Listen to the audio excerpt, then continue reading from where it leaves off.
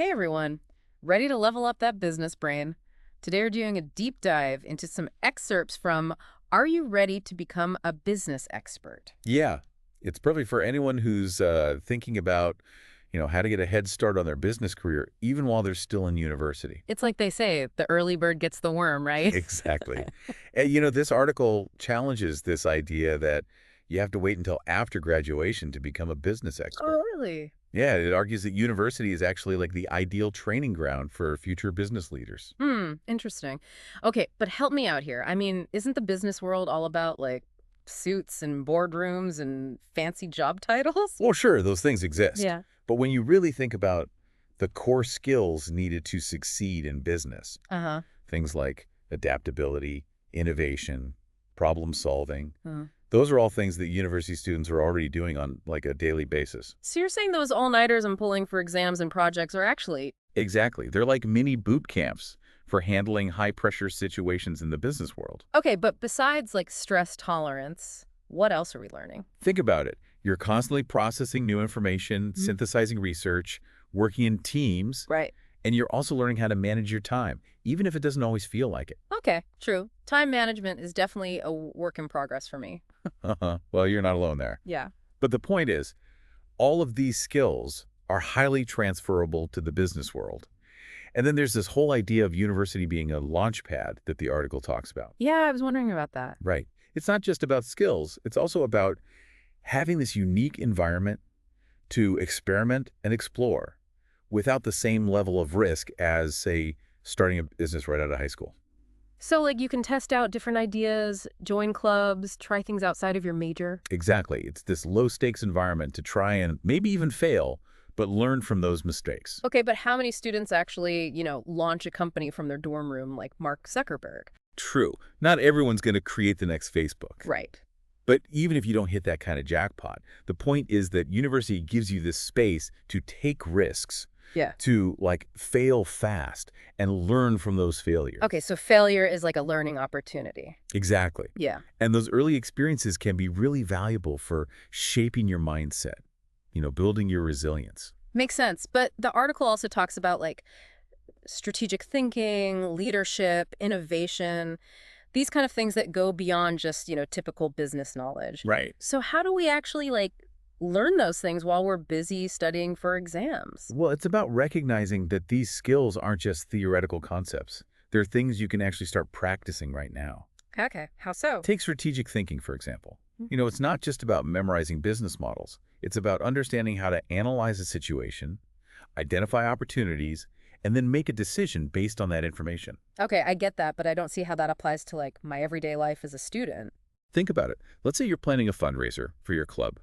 You have to define your goals, figure out who you're targeting, create a budget. So like even planning a bake sale can be a lesson in strategic thinking. Absolutely. And same goes for leadership. Whether you're, captaining a sports team, leading a study group, or organizing a volunteer project, Right.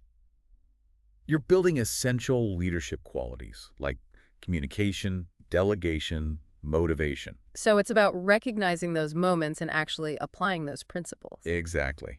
And speaking of practical application, the article actually outlines some concrete steps that students can take to start building their business expertise. Okay, I'm all ears. What are they? Well, one of the most important is to get involved, Hmm. you know?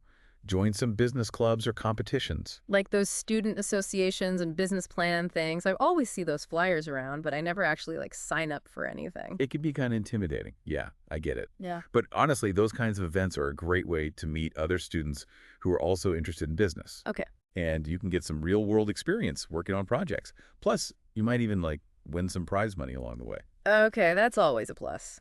But what about connecting with people who are already working in like the actual business world? Yeah, that's huge. Yeah. The article actually highlights the importance of networking. Okay. Yeah, networking. Yeah. I always picture those like awkward cocktail parties where everyone's just exchanging business cards. It doesn't have to be like that, though. Yeah. It's really about building relationships and, learning from other people's experiences. Hmm. Just start by going to some industry events and, focus on asking good questions instead of just trying to, sell yourself. So be genuinely interested in what they have to say. Exactly. Yeah. People love to talk about their work and offer advice, so you'd be surprised how willing they are to help someone who is genuinely curious. Okay, that's good advice. So clubs, competitions, networking, what else? Internships. Get Yeah. some real-world experience in an actual business setting. Yeah. Internships are great, but sometimes they're hard to find. True. Definitely start by checking out your university's career services office. They usually have a ton of resources, and they can also help you with your resume and cover letter and all that stuff. Okay. And also, don't forget about LinkedIn. Right. LinkedIn. Build a good profile and connect with people in your field. You never know what opportunities might come up. Okay, so clubs, competitions, networking, internships. How do we even have time for all this? Plus, like, our actual classes. Time management. It's like the holy grail of university life, right? Tell me about it. My to-do list is always a mile long. Right. So this article has a really interesting take on time management. Instead of just like scheduling and prioritizing, it's about thinking of it as making conscious choices about how you spend your time. Okay, so, like, what does that actually look like in practice? It's about aligning your activities with your goals and learning to say no to the things that don't really serve your bigger purpose. It's so hard to say no, though. I know. I know. It's easy to feel like you have to say yes to everything, but spreading yourself too thin can actually backfire. Burnout is real. It is. So it's okay to be selective and focus on the activities that are truly meaningful to you, the ones that will actually help you grow, both personally and professionally. Makes sense. But with all this talk about, like, practical skills and real-world experience, doesn't that kind of undermine the value of, like, actual business knowledge? Not at all. I mean, the article definitely acknowledges the importance of a solid foundation in business principles. But it also brings up this super interesting concept. Oh. What is it? Future-proof expertise. Future-proof expertise. That sounds like something out of a movie. Uh-huh, right. But it's actually super relevant to what we're talking about. We're living in this age of crazy technological advancements, right? For sure. So the article is basically saying that traditional business knowledge alone might not be enough anymore. We need to be thinking about the skills that are going to be in demand 5, 10, 20 years down the road. So, like, what kind of skills are we talking about? Well, for starters, think about things like data analytics and AI. These are fields that are transforming pretty much every industry. Right. So we need to be tech savvy? Yeah, definitely. But it also goes beyond just technical skills. The article also talks about things like design thinking and behavioral economics. Okay, so understanding how people think and make decisions. Exactly. Because ultimately, businesses are all about people. And as technology continues to evolve, the ability to understand human behavior and create user-centered experiences is going to become even more valuable. So it's not just about being a business expert, it's about being a well-rounded person. Right? Exactly. And that brings us to the idea of continuous learning. It sounds kind of daunting, right? Like, are we ever done learning? Yeah, that's what I was thinking. When do we actually get to put all this knowledge into practice? Well, see, that's the thing about continuous learning. It's not about, like, cramming your brain full of facts and figures. It's more about cultivating this mindset of always wanting to learn and grow. Okay, but how do we actually, like, do that? Well, the article mentions a few things. Yeah. Like making it a habit to read industry publications, listening to podcasts, going to conferences, just staying up to date on what's happening in the business world. Right. But with all the information out there, it's hard to know where to even begin. I know. It can definitely be overwhelming. So I think the key is to be really strategic about it. Like start by figuring out what you're actually interested in. Yeah. What skills do you want to develop? Okay, so have a plan. Yeah, exactly. Yeah. And then look for resources and experiences that align with those goals. And remember, learning should be fun. It shouldn't feel like a chore. Okay, so find that sweet spot where passion and purpose meet, right? Exactly.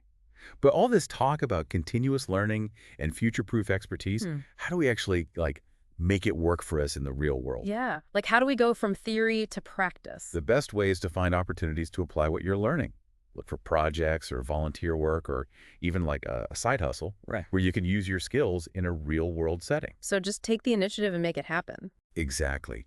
Even small steps can make a big difference. Think of it like building a mosaic, Oh, I like that. Each piece might seem kind of insignificant on its own, but when you put them all together, it creates this beautiful picture. So every skill we learn, every experience we have, it all adds up to something bigger. Exactly. And remember, the journey is just as important as the destination.